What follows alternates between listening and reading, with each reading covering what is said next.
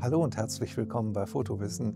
Warum ich Sie mal mit in den Garten nehme? Um das Ganze mal aus der Kameraperspektive zu sehen, so wie ich das fotografiere. Einfach nur eine Idee, nennt sich POV, Point of View. Und mir gefällt das unglaublich, wenn ich andere Fotografen sehe, wenn ich denen zusehe beim Fotografieren. Und ich wollte das einfach auch mal ausprobieren.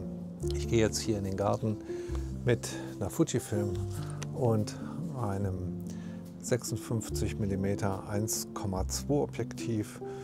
Das entspricht ungefähr einem 85 mm Objektiv im Vollformat und ist besonders offenblendig. Das heißt, wir können sehr schön freistellen. Da die Kamera ganz schnelle Verschlusszeiten kann, ist das selbst bei gutem Licht kein Problem.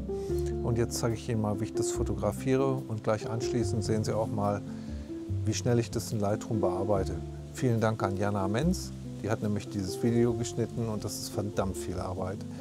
Die ist Expertin dafür, für Videoschnitt und für Fotografie, ist eine ganz wunderbare Fotografin, von der ich schon viel gelernt habe. Ganz herzlichen Dank an dich, Jana.